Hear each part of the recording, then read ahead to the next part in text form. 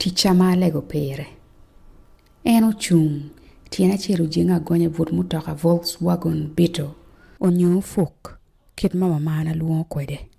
Chale do ruenyo bure bene do wareo pi beru ka gurine kare duju. Fura twero po pi buonyo anywane ni. Ene kare duju uberu dana mala re tutwal.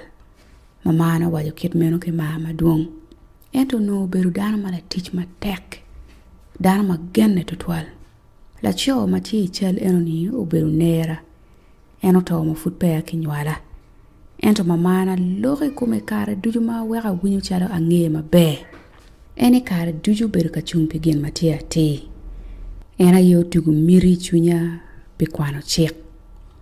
Wote uberu bo tutwali kwa. Mamana utute pi inyo chukul fees. Ikar mukene jo ma waka ye uberu ka miyo kony.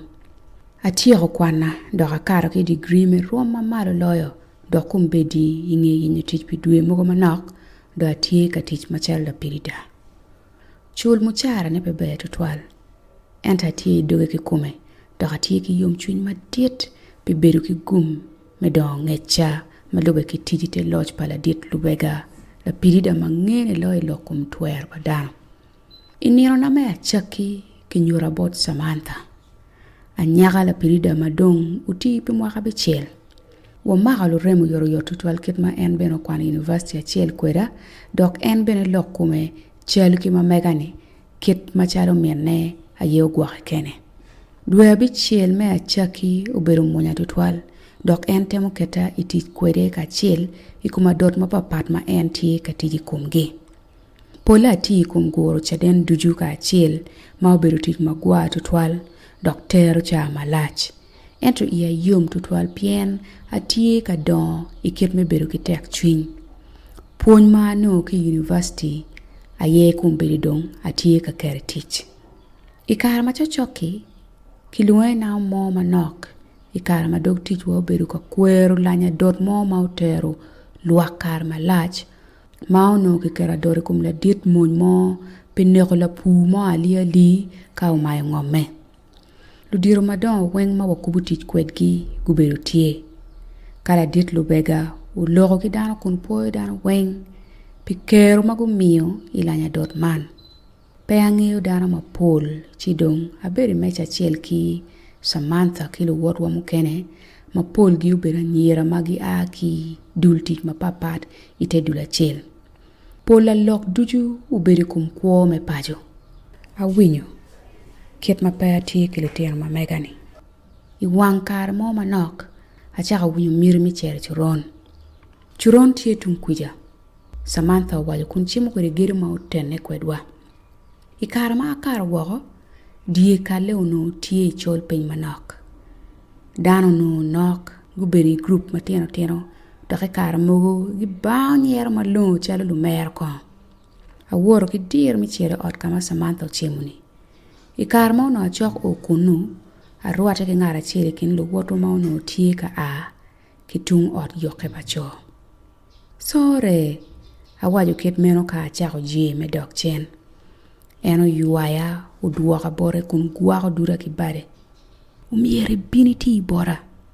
Eno kwilo kit meni ira. Ibi chero mabu. Ajie chen ki uma dit. Eno nyeru. Ka uchako wot me dok chen bot group pa cho. Ma uberi du gola pa ot me charo kon. Ikar ma uberu ka duwa me duwa ka pajo. Samantha no tie ki yom chwin. Uberu kien mabe tutwal me rwate ki dano weng. Aling. Furu no aberu ka tam pigien ma utime itung churon. Atiro loke bot Samantha. Eno lingo. Waloke ye matudiri. Uruwe udikune. Achoy lok doga bot men ot pa mubiru. Ma ena ye uberu la dit maloy wilu tich. Wabit timu gen moe kum lok ini. Eno chike. Awinyo mabe ni oloto kibitimu gen mo ikum la wotwa eno ni.